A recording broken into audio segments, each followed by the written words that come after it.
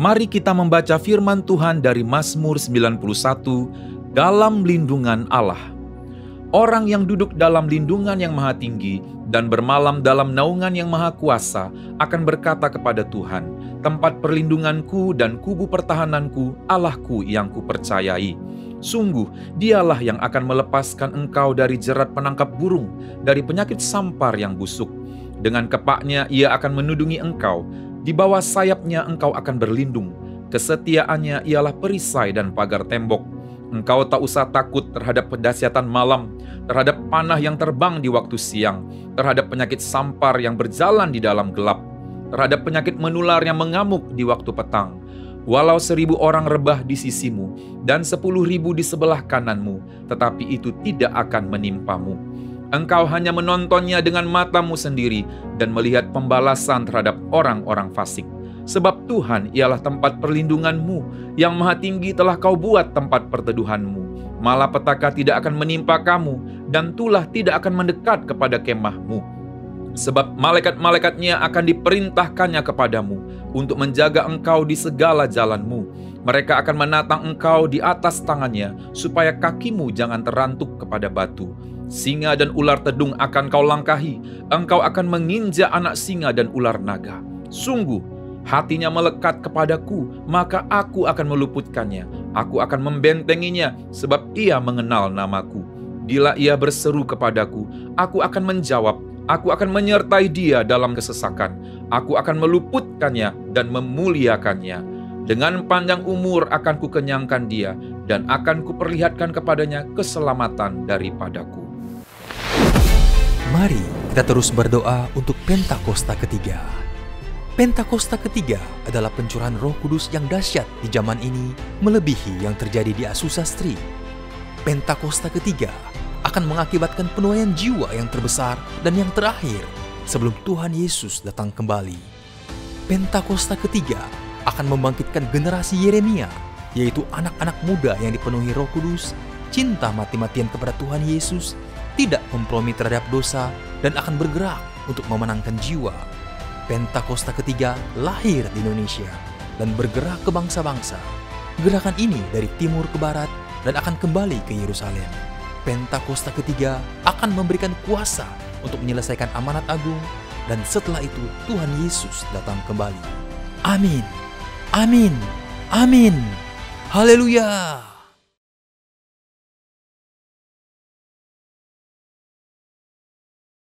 Shalom semua. Pada Voice of Pentecost kali ini, kita akan membahas tentang integritas ilahi versus integritas duniawi. Hermann Göring adalah salah satu pemimpin militer dan politik yang sangat setia kepada Hitler pada masa Nazi Jerman. Kesetiaannya sangat besar sehingga apapun yang Hitler perintahkan, ia kerjakan. Dan apa yang Hitler percayai, ia pun percayai. Termasuk dalam kebenciannya kepada orang Yahudi. Secara standar dunia, Göring bisa dikatakan berintegritas karena ia buktikan loyalitasnya pada Hitler, termasuk dalam melakukan kekejaman. Namun, apakah itu integritas yang dimaksud juga oleh Allah? Menurut Kamus Besar Bahasa Indonesia, definisi kata integritas adalah mutu, sifat, atau keadaan yang menunjukkan kesatuan yang utuh sehingga memiliki potensi dan kemampuan yang memancarkan kewibawaan. Sedangkan, menurut Oxford Online Dictionaries, integritas adalah kualitas kejujuran dan memiliki prinsip moral yang kuat, keadaan yang utuh, dan tidak terbagi. Tapi bagaimana di mata Allah? Menurut Kamus Teologi Westminster, integritas adalah sebuah istilah teologis untuk menunjukkan kemurnian dan kejujuran sebagaimana manusia diciptakan dalam gambar dan rupa Allah. Dalam kamus tersebut juga dikatakan bahwa dalam konteks etika Kristen, integritas adalah ketaatan dalam prinsip dan karakter moral yang dibentuk oleh hati nurani Kristiani. Beberapa hal yang perlu digarisbawahi dari definisi integritas ini adalah bahwa seseorang dikatakan berintegritas jika gambar dan rupa Allah pulih di dalam hidupnya, dan juga bahwa integritas itu dibentuk oleh hati nurani Kristiani. Hati nurani Kristiani adalah suatu kesadaran moral yang bersumber dari Allah sendiri. Dengan demikian, kita harus terus melekat kepada Allah agar moral ilahi juga tertransfer ke dalam hidup kita. Sebab di luar aku, kamu tidak dapat berbuat apa-apa. Kata gambar sendiri di dalam bahasa Inggris disebut sebagai image, yaitu kata yang berasal dari akar kata bahasa Latin imago, yang berkaitan dengan kata imitate atau tiru. Kata tiru memiliki implikasi menjadi serupa. Dari pengertian ini, kita mengerti bahwa manusia yang berintegritas adalah manusia yang memiliki keserupaan dalam pikiran, perasaan, kehendak, karakter, sifat, sikap, dan moral dengan kualitas seperti Allah. Berbicara tentang integritas ilahi, contoh terbaik di Alkitab tentang pribadi yang menunjukkan integritas ilahi yang sempurna tidak lain dan tidak bukan hanyalah Tuhan Yesus, the man of integrity. Salah satu contoh integritas ilahi yang ditunjukkan oleh Tuhan Yesus tercatat di dalam Yohanes 7 ayat 53 sampai dengan Yohanes 8 ayat 11, yaitu tentang seorang perempuan yang kedapatan berzinah dan akan dilempari batu oleh para ahli Taurat. Di Yohanes 8 ayat 7 Yesus berkata, "Barang siapa di antara kamu tidak berdosa, hendaklah ia yang pertama melemparkan batu kepada perempuan itu." Perkataan itu adalah perkataan penuh hikmat yang menghargai kehidupan si perempuan sekaligus menegur para ahli Taurat yang hafal akan hukum Musa tetapi tidak mengerti esensi hukum tersebut yang adalah kasih. Kita dapat mempelajari dua hal yang sangat penting dari integritas Tuhan Yesus. Pertama, murni. Artinya Yesus mengakui dosa si perempuan itu sesuai dengan hukum Musa. Yesus tidak membela dosa perempuan itu dengan mengatakan ia tidak bersalah, sebab jelas ia bersalah. Ada kemurnian hati nurani Yesus yang sama dengan hukum Allah yang tidak terkontaminasi dengan apapun juga. Kedua, jujur. Artinya, kualitas dalam mempraktekkan kemurnian hukum Allah dengan karakter Allah. Hukum Allah jelas menyatakan upah dosa adalah maut. Namun, karakter Allah adalah kasih. Karenanya, Tuhan Yesus mampu mengampuni kesalahan perempuan itu. Pengampunan itu pun mengalir sehingga perempuan itu dipulihkan. Pengampunan yang Yesus berikan bahkan sampai mengorbankan dirinya di atas kayu salib bagi perempuan itu dan bagi kita semua. Inilah karakter ilahi, yaitu kasih. Sehingga dapat disimpulkan, integritas ilahi adalah kemurnian sesuai dengan firman Allah dan kejujuran dalam mempraktekannya yang disertai dengan karakter ilahi. Di sini jelas bahwa integritas ilahi lebih tinggi daripada integritas duniawi dari sisi sumber acuan moral dan keseluruhan cakupan prakteknya dalam kehidupan. Integritas ilahi hanya dimungkinkan untuk dihidupi apabila kita senantiasa bersekutu dan mengenal Allah secara pribadi. Saudara, untuk penjelasan lengkapnya dari tim teologi kami, silahkan cek link yang ada di atas atau scan QR Code yang tersedia. Salam integritas, Tuhan Yesus memberkati.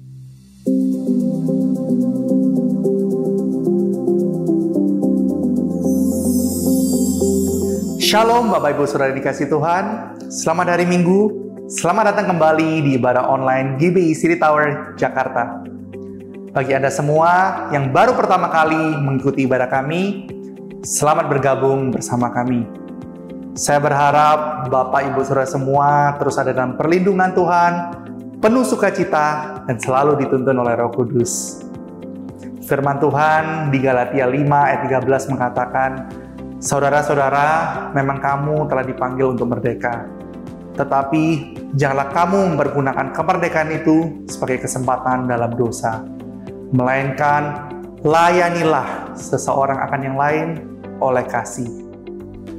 Kita tahu bahwa Tuhan Yesus sudah terlebih dahulu memberi teladan kasih bagi kita semua dengan menebus dosa kita di kayu salib sehingga kita menjadi umat pemenang. Karena itu, di tahun integritas ini, mari kita bersama-sama mewujudkan bukti pengucapan syukur kita kepada Tuhan dengan melayani keluarga, teman-teman, dan orang-orang di sekitar kita dengan penuh kasih. Bapak, Ibu, Saudara semuanya bisa mendapatkan informasi tentang kegiatan gereja, alamat kul, dan layanan doa dengan menghubungi nomor-nomor yang ada di bawah ini atau scan barcode yang ada di layar Anda. Bagi Bapak Ibu Saudara semua yang ingin memberi persembahan atau perpuluhan, silakan melihat nomor-nomor rekening yang tersedia di layar Anda. Pastikan Bapak Ibu Saudara semua mengikuti ibadah ini sampai selesai dan menerima berkat dari Tuhan. Sebelum kita memulai ibadah pada hari ini, mari kita saksikan beberapa tayangan pengumuman berikut ini.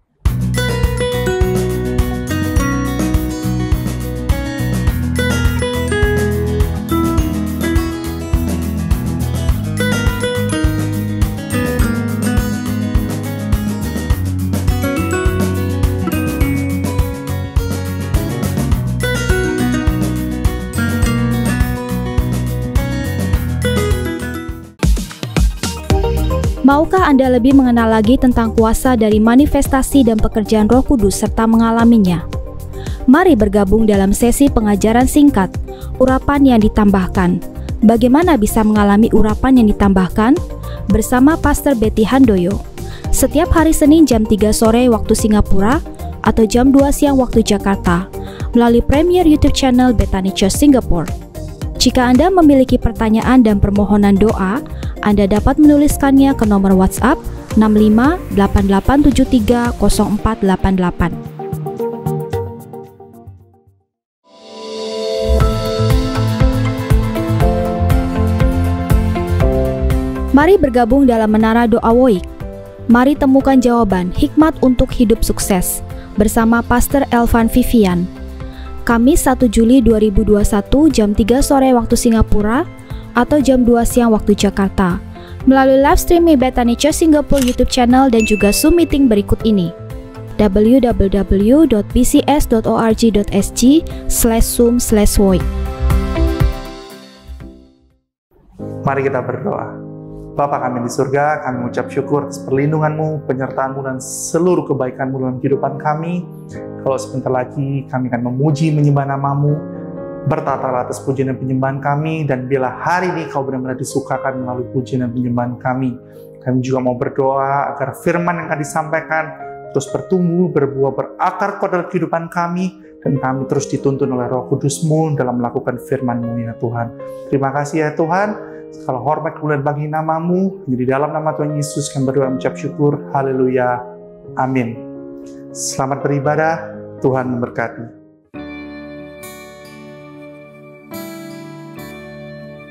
Hari ini kami datang Tuhan ke hadirat-Mu.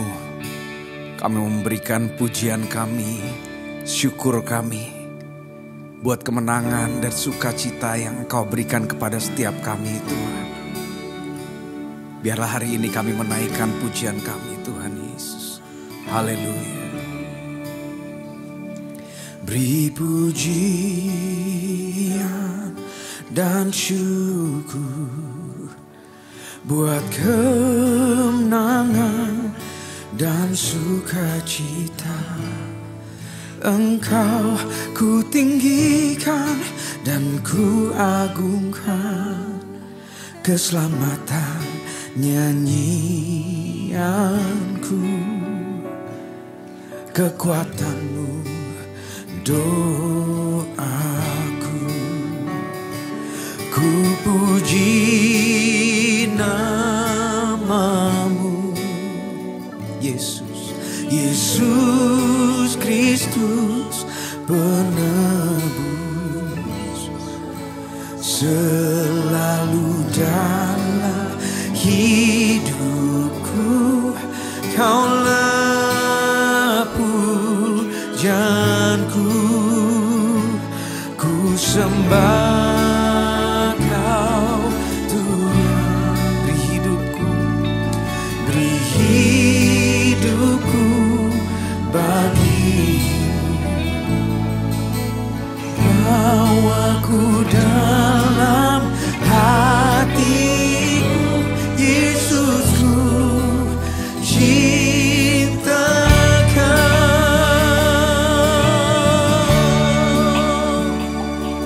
Kami beri pujian dan hormat, beri pujian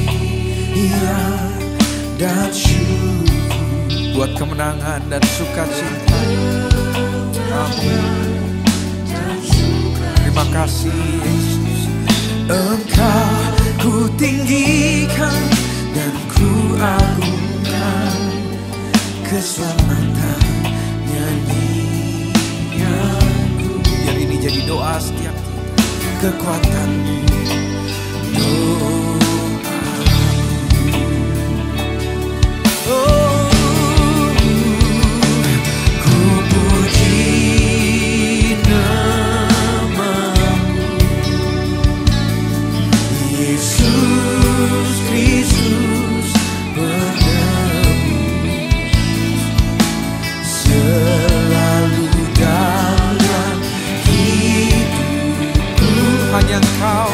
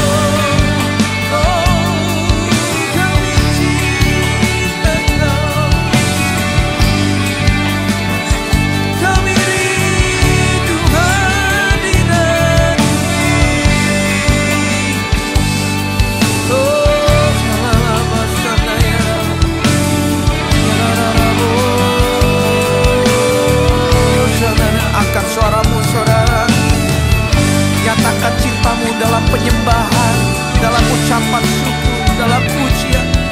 Haleluya.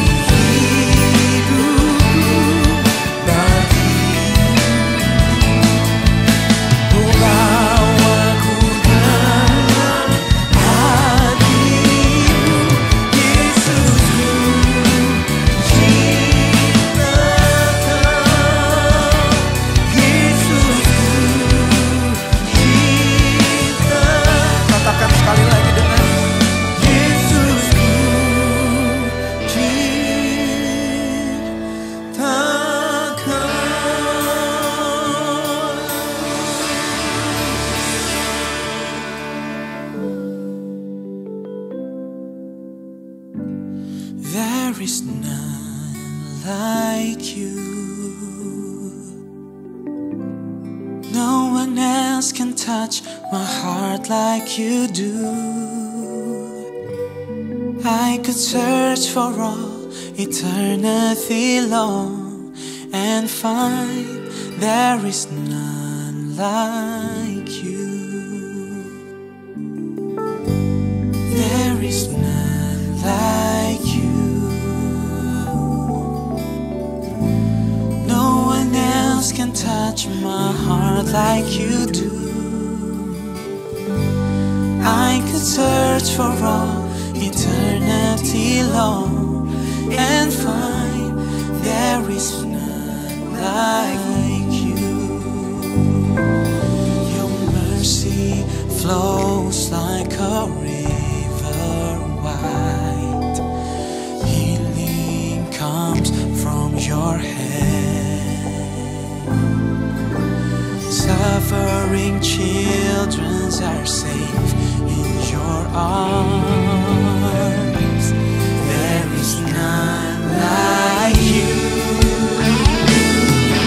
Oh, there is none like you. No one else can touch my heart like you do. I could search for all eternity long and find there is none like you. Sebab tiada Allah yang seperti Engkau Tuhan, yang datang dan menjamah setiap hidup kami. Dalam jamahan-Mu kami rasakan damai. Saat Kau menjamah, Kau memulihkan kami. Dan dalam jamahan-Mu kami rasakan kasih yang sejati. Terima kasih Tuhan. There is none like you. Oh, your mercy flows like a river wide.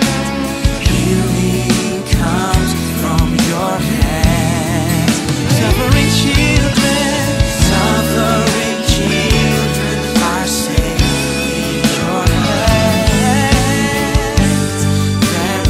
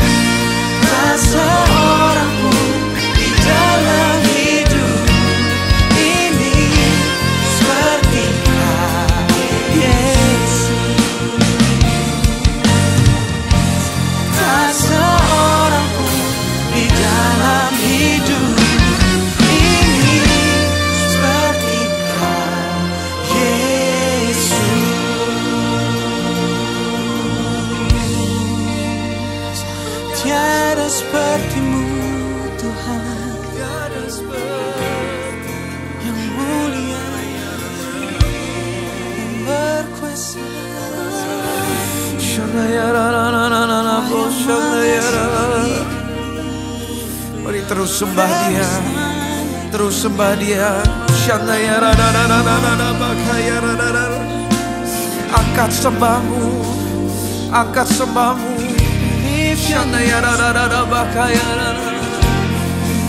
There is none like you.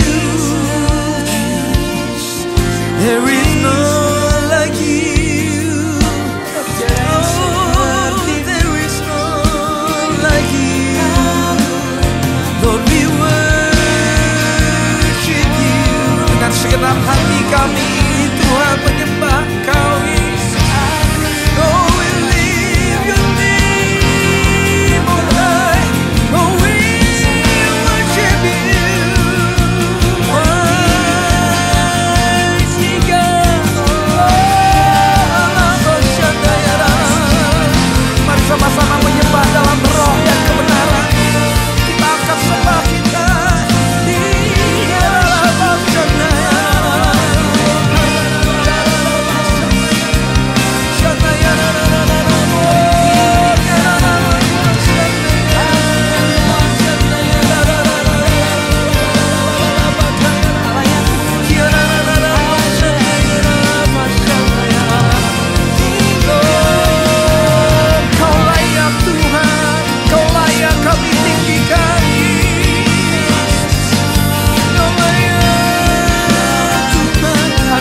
Memenuhi setiap kami hari ini saat kami menyembah-Mu.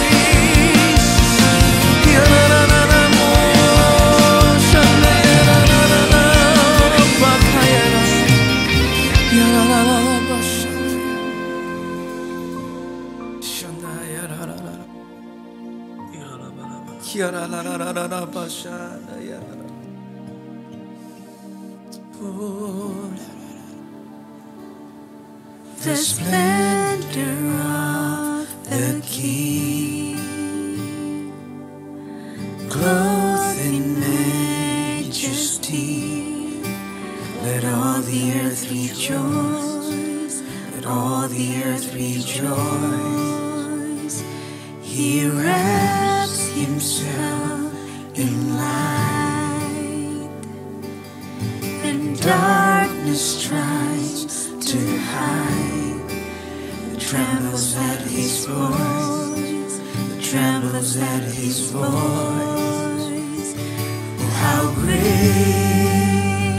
is our God. Can we lift our hand and sing? Sing with me, how great is our God. And all will see how great is our God. You are Lord.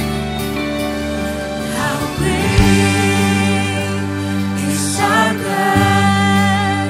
Sing with me, how great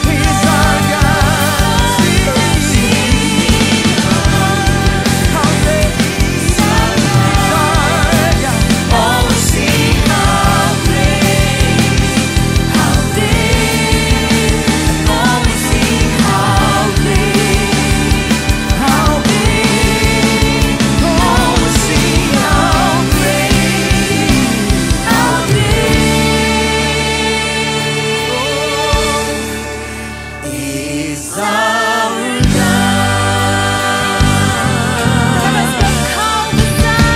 Sebab kau besar, perbuatanmu ajaib, tiada seperti engkau, tiada seperti engkau. Sebab kau besar, perbuatanmu ajaib, tiada seperti engkau,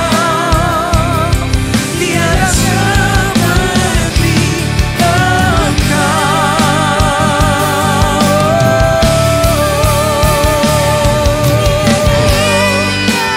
Deklarasikan sama-sama, Dia besar, Dia hebat.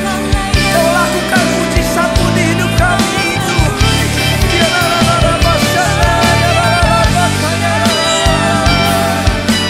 amazing, Lord.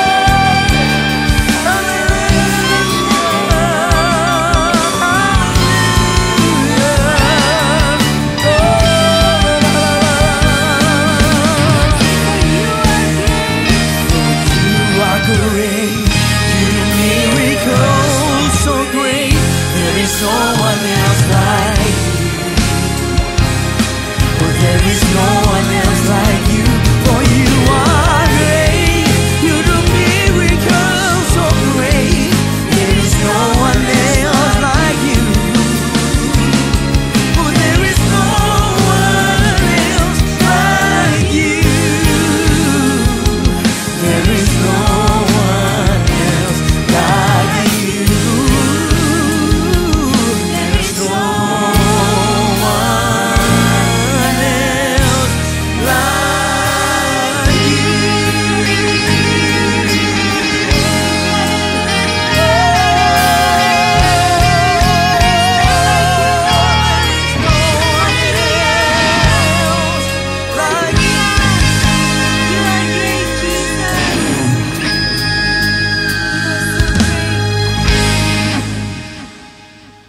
Shalom Ibu Bapak, Saudara sekalian yang saya kasihi di dalam Kristus Yesus. Salam jumpa, dan tentunya saya ingin menyapa semua saudara yang mengikuti ibadah hari ini.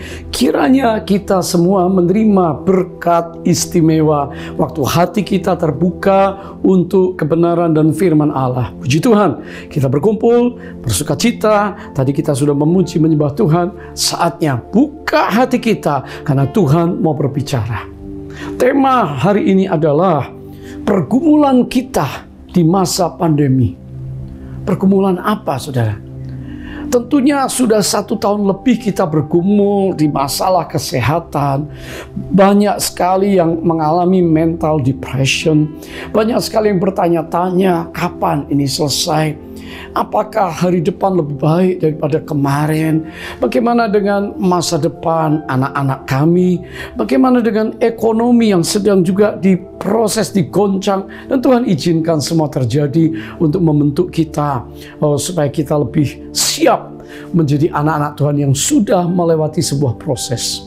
Nah, pergumulan yang ingin saya sampaikan hari ini adalah pergumulan kita, struggle kita pada waktu firman Tuhan menantang kita untuk melakukan sesuatu. Ada banyak orang yang sulit sekali untuk mempraktekkan firman. Nah, hari ini kita bergumul tentang apa? Saya ingin bicara tentang mercy, kemurahan hati. Apakah hari ini kita bergumul, bisa nggak ya saya praktekkan? Bisa nggak ya saya lakukan firman Tuhan? Kenapa penting kemurahan hati? Nah, saudara, pergumulan kita tentang bagaimana kita bermurah hati hari ini kiranya dijawab oleh firman Tuhan. Nah, pertanyaan yang pertama, what? Apa itu mercy? Menurut Kamus Besar Bahasa Indonesia, itu bicara soal suka memberi, itu mercy. Lalu giver, pemberi ya, suka menolong, love to help, baik hati, kindness, penyayang, tidak pelit. Tapi apa yang Alkitab katakan tentang mercy atau murah hati? Alkitab berbicara tentang penuh kemurahan hati, full of mercy, merciful, kasih dan setia, ya, kemurahan, kindness, belas kasihan. Ini semua sama, saudara. Pengampunan, forgiveness, rahmat, bahkan love in action. Saudara akan temukan di seluruh Alkitab tentang kemurahan hati. Nah, mercy, kemurahan hati ini adalah sifat Allah yang luar biasa. Camkan saudara, Allah adalah Allah yang pemurah. Allah adalah Allah yang murah hati, merciful God. Jadi kalau kemurahan hati merupakan salah satu ekspresi daripada buah Roh Kudus, karena Kristus yang ada dalam hidup kita, karakternya, maka hasilnya adalah buah kemurahan hati itu. Murah hati. Saudara, kita semua dipimpin oleh Roh Kudus karena Roh Kudus ada dalam kita dan Dia mengerjakan untuk kita bisa punya buah roh yang namanya kemurahan, mercy. Puji Tuhan, kata mercy, kemurahan itu bahasa Yunaninya adalah Christotes. Christotes berarti kebaikan hati dari orang percaya yang telah mengalami kemurahan Tuhan. Hasilnya, outputnya adalah tindakan nyata berkemurahan hati. Siapa yang tidak senang untuk mempraktekkan kemurahan hati? Saudara, jadi setelah kita mengerti apa itu kemurahan hati, maka saya harap struggle pergumulan kita mulai mengendur, ya. Nah, sekarang pertanyaan yang kedua, mengapa kita harus punya kemurahan hati? Why so important? Apa ujung-ujungnya kalau kita punya kemurahan hati? Apa blessing dari kemurahan hati? Dan apa yang terjadi kalau kita tidak punya kemurahan hati? Nah, Alkitab memberikan fondasi yang jelas tentang mengapa kita harus punya kemurahan hati. Yang pertama, karena Allah telah menunjukkan kepada kita kemurahan hatinya. Rich in mercy. Saudara, Dia kaya dengan rahmat-Nya.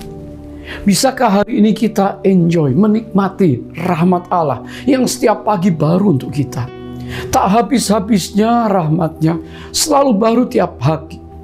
Apakah kita bangun tidur, kita lihat hari ini, Senin lagi, Selasa lagi, Minggu lagi, lalu kita menggerutu mengomel? Bisakah kita menikmati rahmat kemurahan Allah, memberikan matahari pagi untuk kesehatan kita, memberikan lingkungan yang sehat, yang bersih, keluarga? Apa yang saudara nikmati di kamar tidur saudara, baju yang saudara punya beberapa, dan bahkan ada yang berlebih, menikmati teman-teman, pergaulan, bahkan menikmati keluarga Allah, gereja jemaat Tuhan.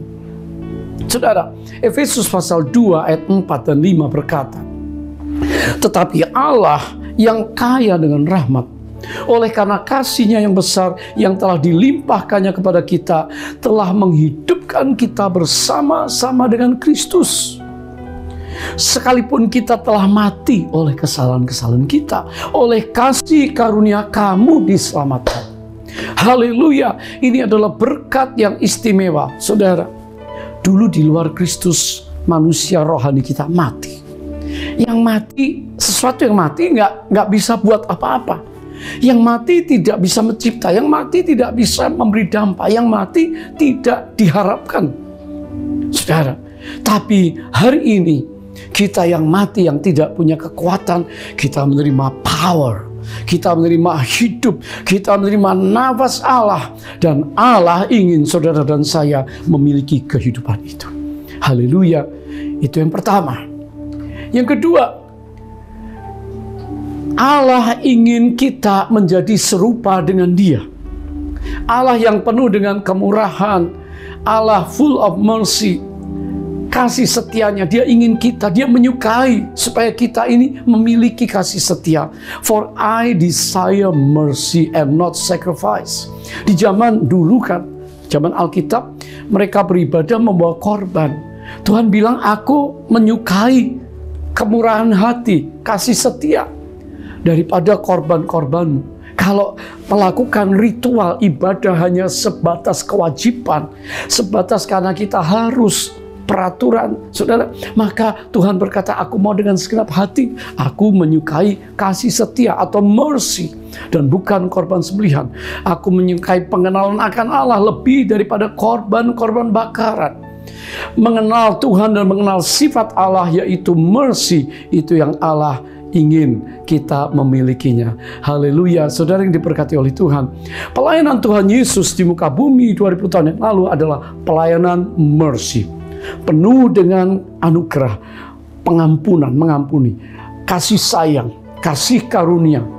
Ya, dan juga Yesus dengan belas kasihnya membuat banyak orang mengalami dampak pelayanannya. Mujizat demi mujizat terjadi.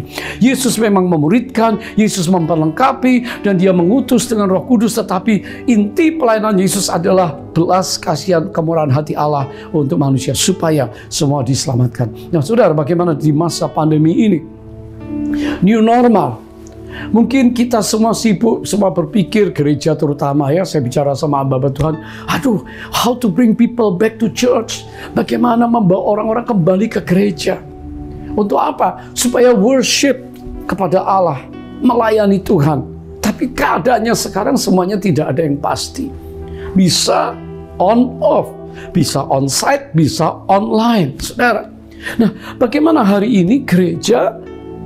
Mari kita melihat gereja diutus, saudara diutus.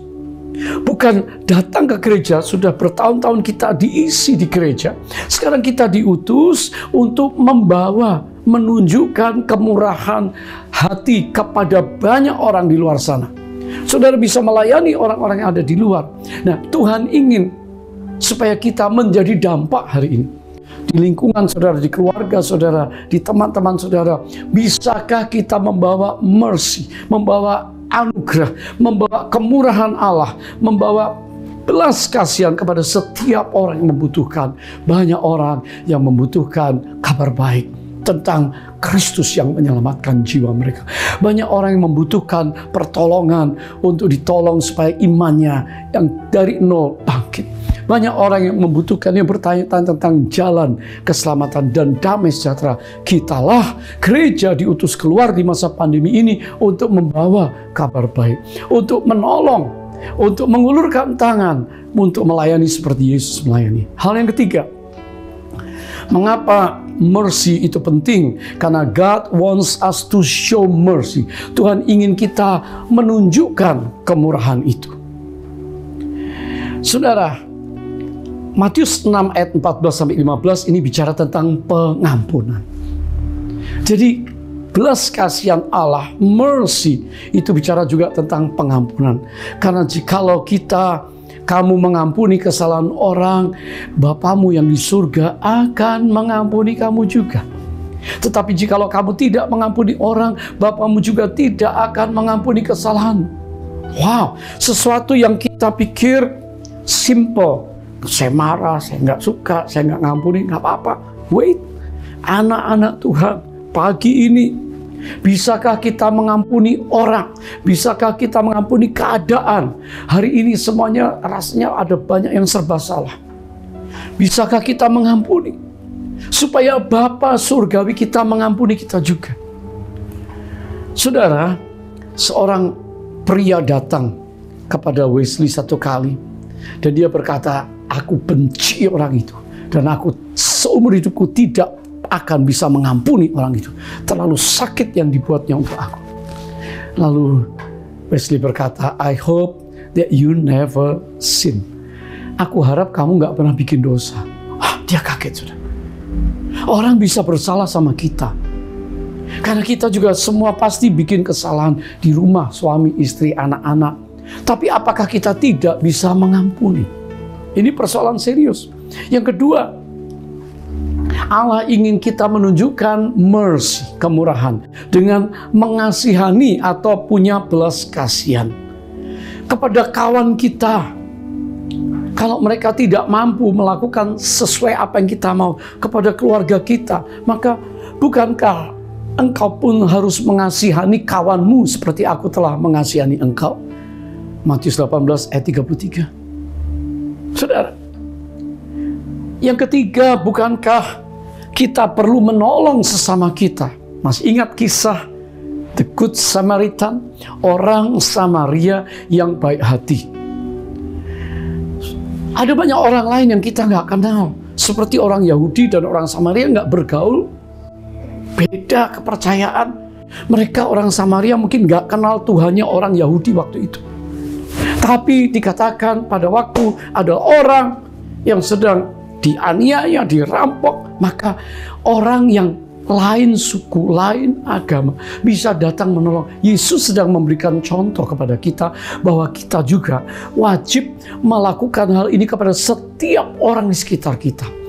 Beda keluarga, beda ras mungkin, beda agama, beda bangsa. Tapi bisakah kita apabila seseorang sedang memerlukan pertolongan kita, nyata-nyata di depan mata kita, apakah itu tetangga, apakah teman, apakah seorang yang kita baru kenal, bisakah kita menjadi seorang Samaria yang baik hati, yang tertulis di dalam Lukas pasal 10 ayat 25-37. Saudara, ada satu istilah, people don't care how much you know until they know how much you care. Wow. Belas kasihan yang keempat, menang atas penghakiman. Mercy over triumph. Yakobus 2 ayat 13 berkata, sebab penghakiman yang tak berbelas kasihan akan berlaku atas orang yang tidak berbelas kasihan. Kalau ada orang salah, kita pengennya menghukum, dan biarlah orang itu tahu rasa, ya.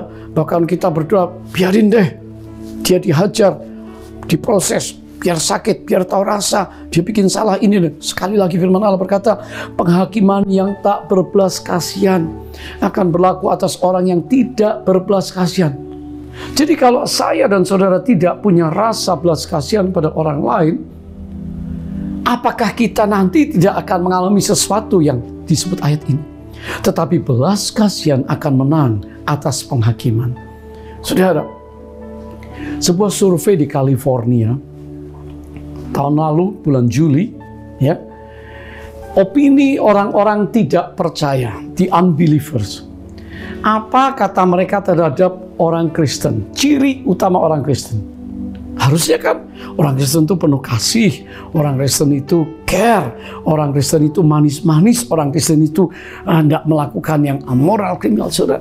Harusnya kan yang seperti itu. Apa yang ada pada Kristus dalam kita, dalam orang Kristen. Tapi hasil survei memberitahu bahwa mayoritas ya, lebih 50% berkata, kalau ditanya orang Kristen itu seperti apa? Orang Kristen adalah orang yang judgmental, gampang menghakimi. Ini mengejutkan, saudara. Opini orang di luar gereja berkata orang Kristen itu cukup judgmental, gampang menuduh, gampang menghakimi, gampang memberi stigma-stigma yang buruk. Hari ini mari kita lihat sekitar kita. Apakah kita hari ini masih punya sifat seperti itu? Sehingga ini yang menjadi pandangan orang di sekitar kita, bahwa kita yang ikut Tuhan, kita ini masih senang untuk menghukum, menghakimi, menyalahkan, dan keluar dari kata-kata kita, kata-kata penghakiman. Saudara, setelah kita tahu tentang apa itu mercy dan mengapa perlu kita memiliki belas kasihan atau kemurahan hati, maka bagian ketiga, how, bagaimana praktek-praktek yang praktikal untuk kita ini mendemonstrasikan kebaikan, kemurahan hati, belas kasihan, pengampunan. Hal praktis yang dapat kita lakukan. Yang pertama, maka kita perlu hari ini memperbaiki keadaan orang-orang yang sedang mengalami pergumulan yang berat. Lukas 6 ayat 36 berkata, hendaklah kamu murah hati, sama seperti Bapamu yang adalah murah hati. Bisakah hari ini kita merasakan bahwa Bapa kita murah hati kepada kita? Hendaklah kamu murah hati. Kita mulai dulu dari rumah kita, spouse, pasangan suami istri. Murah mengampuni, gampang memaafkan, gampang memberikan belas kasihan, gampang menolong, gampang untuk istri, untuk suami, untuk anak-anak dan orang tua. Lalu orang lain. Banyak orang yang sedang hari ini mengalami tekanan dalam hidup. Banyak orang yang hari ini sedang depresi. Banyak orang yang give up, menyerah, yang patah semangat, yang kecewa berat. Saudara, mungkin saudara hari ini berkata, aku juga sedang mengalami luka nih Pak Johan. Problemku banyak. Tapi tolong lihat keluar, lihatlah. Ada orang-orang yang kurang beruntung. Gak seperti kita masih punya hope, pengharapan. Kita masih punya iman di dalam Kristus. Kita masih punya kasih. Tapi bagaimana dengan tetangga, orang-orang, our neighbor? Saudara, waktu kita menunjukkan kemurahan, menunjukkan mercy, maka kepada orang lain kita sedang menghasilkan sukacita atau kebahagiaan, happiness. Jadi kebahagiaan kita itu bukan datang karena kita hidup untuk diri kita sendiri. Apa-apa aku, apa-apa milikku, apa-apa untukku dan keluarga. Tapi kebahagiaan karena kita menunjukkan kemurahan, karena kita bisa give away, memberikan, membagi dengan hati yang penuh dengan kerelaan dan belas kasihan. Satu prinsip universal, Amsal 11 ayat 17, orang yang murah hati berbuat baik kepada diri sendiri. Perhatikan, tetapi orang yang kejam menyiksa badannya sendiri. Karena pikirannya dipenuhi dengan rancangan-rancangan yang tidak baik. Tadi kita telah belajar bagaimana kita menolong orang-orang yang sedang terluka, orang-orang yang sedang give up dengan kemurahan hati kita. Yang kedua, mari kita memulihkan orang-orang yang terluka dengan kasih dari tempat tinggi, kasih Kristus. Mari kita memulihkan mereka dengan anugerah, dengan grace. Mungkin mereka telah menyakiti saudara, mereka tidak baik sama saudara, mereka mungkin melakukan hal-hal yang tidak simpati, bahkan mengolok saudara. Tetapi bisakah kita praktekkan dua ayat penting? Tetapi hendaklah kamu ramah terhadap seorang terhadap yang lain, penuh kasih mesra dan saling mengampuni, sebagaimana Allah di dalam Kristus telah mengampuni kamu. Saudara, Amsal 28 ayat 13 berkata, siapa menyembunyikan pelanggarannya tidak akan beruntung. Yang sembunyi-sembunyi bikin dosa, yang sembunyiin, gak pernah mau ngakui, gak pernah bisa sorry walaupun salah. Siapa menyembunyikan pelanggarannya tidak akan beruntung, rugi saudara. Tetapi siapa mengakuinya dan meninggalkannya akan disayangi. Nah saudara, kalau ada orang sudah ngaku salah, ada orang sudah say sorry, ada orang sudah menunjukkan ekspresi atau attitude, sikap yang minta dibelas kasihani, apakah kita masih kencang? Apakah kita masih menghukum? Apakah kita masih pakai tongkat? Saudara, bisakah kita mengampuni kejatuhan mereka walaupun mereka melukai saudara? Bisakah kita memberikan second chance, kesempatan kembali untuk anak kita, keluarga kita, orang lain yang bersalah di kantor kita?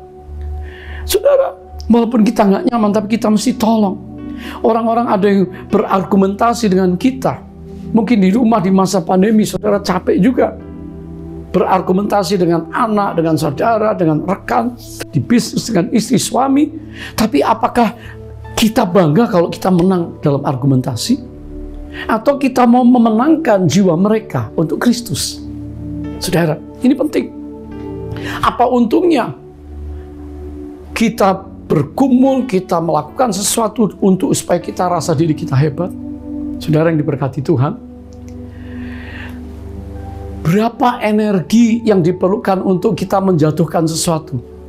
Gak ada kan? HP ini selepas. Bisakah kita melepaskan pengampunan seperti itu? Supaya kita tidak menanggung beban yang berat. Kalau saya mengangkat ini, beban berat saya. Tapi kalau saya jatuhkan saat ini, kan tidak perlu waktu banyak. Demikian juga segala beban di hati kita.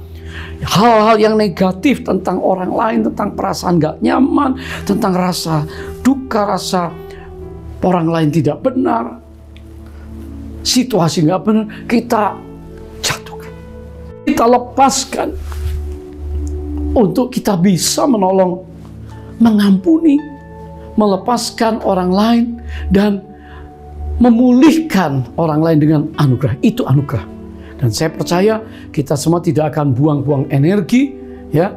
Kita bisa serahkan sama Tuhan, ya. Kita kembali kepada Alkitab kita.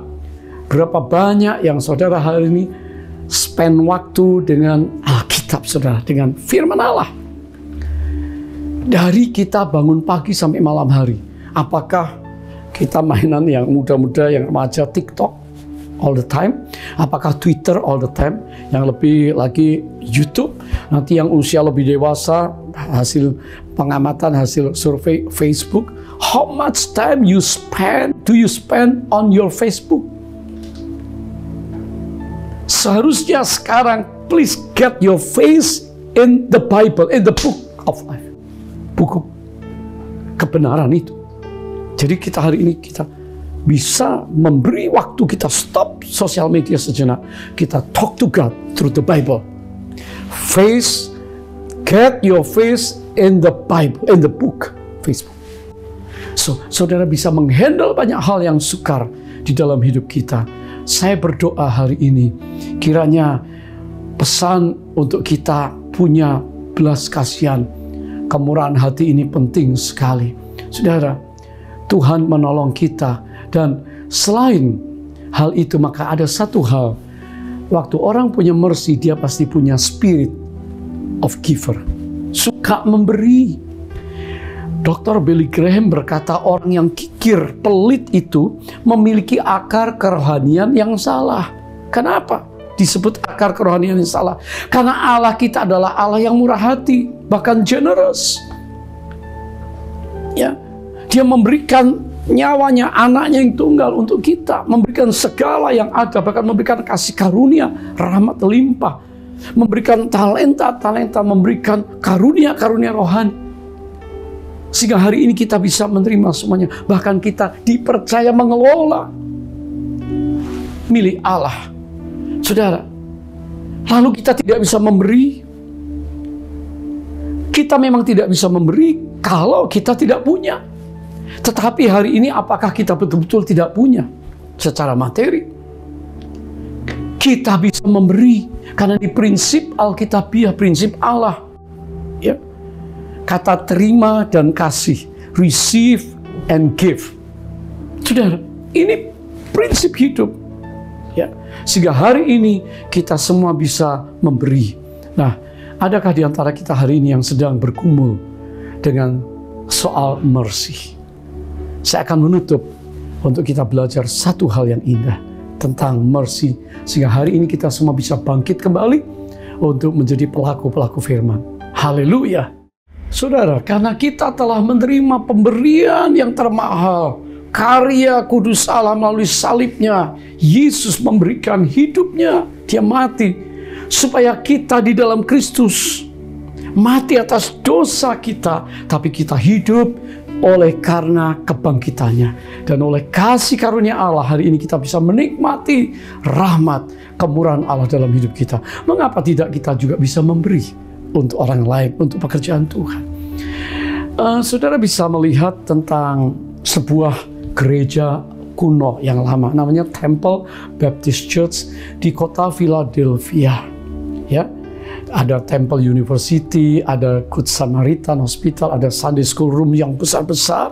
Saudara, seorang gembala yang namanya Dr. Russell Conwell, dia tentunya fotonya terpampang di situ karena di situ ada satu kisah luar biasa, ada foto seorang anak gadis kecil. Saudara, anak gadis kecil ini rupanya anak sekolah minggu. Di masa itu semuanya masih miskin, termasuk Philadelphia. Ya, dan anak sekolah minggu ini ruangan gereja mereka tuh kecil sekali, dan anak ini mungkin terlambat sehingga tidak bisa masuk ke ruangan karena penuh dan menangis di luar berapa kali. Pak Pendeta Russell keluar dan ketemu dia menangis dan iba sekali, lalu anak ini digandeng masuk, dicarikan tempat sempit-sempit duduk dalam. Saudara, anak ini pulang dengan satu sukacita.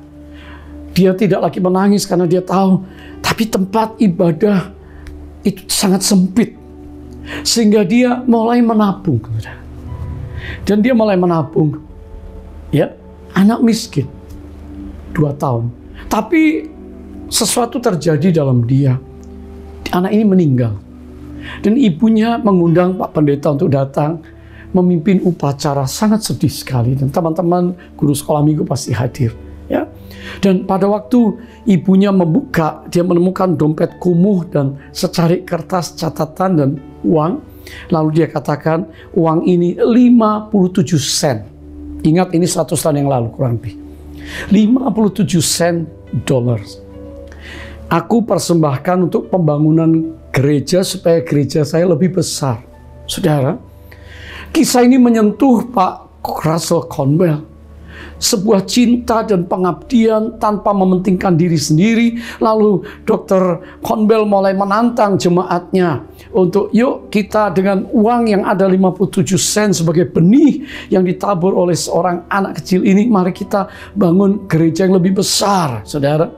Dan kisah tidak berhenti sampai di situ karena wartawan surat kabar mendengar berita itu dan mereka langsung memuat di surat kabar sehingga banyak orang membaca kisah seorang anak yang memberi benih, menabur 2 tahun, cuma terkumpul 57 sen, keluarga miskin untuk membangun gedung gereja. Saudara, seorang menawarkan tanah yang besar, lalu gereja berkata, kami nggak mampu bayar.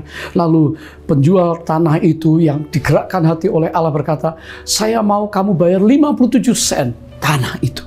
Alhasil sebuah gereja dibangun, saudara, dan dalam waktu 5 tahun, ya, 57 sen itu berubah menjadi ratusan ribu dolar, dan hasil yang besar ini untuk membangun sebuah gedung gereja yang luar biasa. Saudara, pemberian kita didasari oleh mercy, belas kasihan untuk sebuah tujuan. Waktu kita melihat sesuatu kurang pas, sesuatu kurang pada tempatnya, sesuatu nggak normal, sesuatu butuh uluran tangan kita. Apakah kita pelit? Apakah kita simpan untuk diri kita sendiri? Apakah kita tabur untuk pekerjaan Tuhan? Pada waktu kita mati kita nggak bawa apa-apa, tapi yang dikenang adalah apa yang kita lakukan untuk Tuhan. Saudara, hari ini mungkin saudara berkata, ya saya masih muda secara rohani, tetapi apa yang saudara mulai bisa praktekkan untuk melangkah menjadi seorang yang penuh dengan kemurahan hati, maka Tuhan memperhitungkan. Haleluya. Saudara, saat ini saya mau berdoa untuk saudara, tetapi mari kita alami dulu kemurahan Tuhan, alami kebaikan Tuhan. Ya, saat-saat seperti ini, bisakah saudara yang punya belas kasihan bergetar hati, berkobar-kobar, tapi kita ingin menerima kemurahan Allah juga dalam hidup kita? Ada di antara kita yang sedang mungkin mengalami saat-saat yang menegangkan. Satu kisah di dalam kitab Kejadian pasal 19 ayat 19 dan seterusnya berbicara tentang Lot, kemenakan Abraham di tanah Sodom Gomora. Dan di situ dikatakan kasih setia Tuhan ada pada dia dan kemurahan Allah turun atas dia pada waktu dia bertemu dengan the angel of the Lord, malaikat Allah yang adalah Tuhan sendiri. Lalu disuruh oleh malaikat Lot untuk naik ke gunung melarikan diri sebelum nanti besok pagi-pagi belerang api dari langit, dari surga akan turun membakar Sodom Gomora yang penuh dengan kejahatan. Lalu dikatakan kamu segera bergegas pergi ke gunung. Lot menawar, bolehkah? Karena aku sudah menerima kasih setia dan kemurahan Allah. Kejadian 19 ayat 19. Bolehkah aku pergi ke tempat yang lebih mudah? Kalau aku naik ke gunung, aku mungkin nggak bisa lari. Aku terbakar oleh api itu di lembah itu. Saudara, dan diizinkan sekali lagi kemurahan Allah menolong dia. Dan dia lari ke kota namanya Zoar. Dan setelah dia masuk ke kota kecil itu, maka kemudian api belerang itu turun. Saudara, pengalaman Lot. Hari ini saudara berkata, saya sedang dikejar sesuatu, baik itu uang, baik itu hutang, baik itu apapun, atau sakit penyakit. Maka saudara berkata, Tuhan, oleh kemurahan-Mu, aku bisa hidup.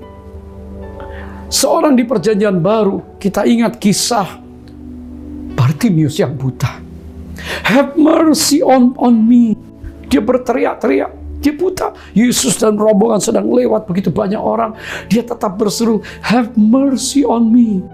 Yesus anak Daud, kasihanilah hamba, mercy. Dan kasih Allah datang. Bartimius yang buta dijamah oleh Yesus dan dicelikan. Hari ini, adakah di antara saudara yang bebanmu terlalu berat? Saudara, ada dua sisi hari ini. Kita digerakkan untuk melakukan kebajikan, kemurahan, pelayanan. Tapi kita pun ditolong oleh Tuhan untuk melihat bagaimana kemurahan hati Allah berlaku atas hidup kita. Sebab itu sebagai ayat penutup, saya ingin kita membaca bersama-sama. Yakobus 1 ayat 5, mari kita baca. Tetapi apabila di antara kamu ada yang kekurangan hikmat, hendaklah ia memintakannya kepada Allah. Ini doa yang memberikan kepada semua orang dengan murah hati dan dengan tidak membangkit-bangkit, tidak mengungkit-ungkit, maka hal itu akan diberikan kepadanya. Tidak heran pemazmur berkata, rahmatnya baru setiap hari, selalu mengalir untuk kita. Apabila di antara kita yang hari ini sedang takut, khawatir, kecewa di masa pandemi, mari kita datang berdoa meminta kepada Allah yang akan memberikan kepada semua orang dengan murah hati dan dengan tidak membangkit-bangkit.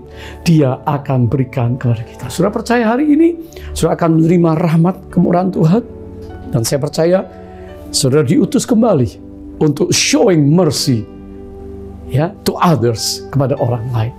Saya ingin kita menyanyikan sebelum saya berdoa, kemurahan-Mu lebih daripada hidup. Thy loving kindness is even greater, better than life. Haleluya, haleluya. Nyanyi bersama saya. Thy loving kindness is better than life. Thy loving kindness is better than life. My lips shall praise Thee, thus will I bless Thee. Oh, I will lift up my hands unto Thy name. Kemurahan, kemurahan-Mu lebih dari hidup. Katakan kemurahan, kemurahan-Mu lebih dari hidup. Bahwa lidahku memuji Engkau, kemurahan-Mu lebih dari hidup. Boleh saudara angkat tangan saudara bersama saya, katakan kemurahan-Mu, haleluya, lebih dari hidup.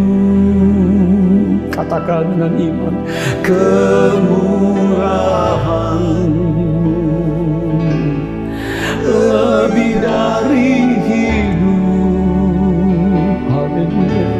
Bahwa lidahku memuji Engkau, kemurahan-Mu lebih dari hidup. Berapa banyak saudara yang hari ini mau meminta kepada Allah, Dia pasti memberikan kepada semua orang yang sungguh-sungguh mengharapkan tangan Tuhan turun atas saudara. Dan dikatakan Tuhan akan memberikan dengan murah hati kepada mereka yang sungguh-sungguh mencari dan meminta pertolongan. Angkat tangan saudara. Angkat tangan saudara. Taruh satu tangan di dada, katakan, Tuhan, aku perlu Engkau. Aku perlu kemurahan. Suami istri kami perlu kemurahan Tuhan. Keluarga-keluarga kami perlu kemurahan Tuhan. Di segala aspek persoalan yang kami hadapi, apakah tantangan, kesulitan, kesukaran aniaya, bahkan juga kesehatan, masa depan, kami takut melangkah sekarang. Kami tahu kemurahan Tuhan lebih dari hidup itu. Your loving kindness is better than life. Engkau hebat, Kau ajaib. Perkenanan-Mu turun dan jawablah doa kami, Tuhan. Kami yakin firman-Mu ya dan amin. Kalau kami kekurangan hikmat hari ini, kami datang, penuhi kami, urapi kami. Dalam nama Yesus, urapan Allah mengalir atas semua anak-anak-Mu, hamba-hamba-Mu, supaya setiap kami hari ini belajar di tengah pergumulan kami ini, kami punya kemurahan Tuhan dan kami mau bagikan kemurahan Tuhan dalam nama Yesus. Semua kita katakan amin. Tuhan memberkati saudara. Puji Tuhan saudara, ini saatnya kita membawa persembahan syukur dan kita berikan kepada Tuhan. Lihat account-account yang ada dan mari hati yang sudah digerakkan karena kasih Allah ada pada kita, kemurahan Tuhan, maka kita juga menjadi saluran berkat. Kita menabur dengan sukacita, dengan rela, maka Allah terus akan menuntun hidup kita sama-sama. Mari kita berdoa. Bapa, terima kasih anak-anak-Mu semua sudah diberkati dan mereka tidak akan berkekurangan. Tuhan sediakan yang diperlukan dan saatnya kami menabur, bahkan dengan iman. Kami berani menabur dan kami tahu di ladang yang subur akan menghasilkan tuaian jiwa-jiwa bagi kerajaan Allah. Diberkati yang studi, rumah tangga, pekerjaan yang sedang jalan buntu, Tuhan terobos, maka Tuhan akan membukakan pintu rahmat Tuhan. Terima kasih hari ini kami dipulihkan, disembuhkan, dan kami bangkit untuk memuliakan Tuhan. Haleluya, haleluya. Mari, sebelum akhir ibadah ini kita mengucap syukur, angkat kedua tangan kita untuk terima berkat Allah.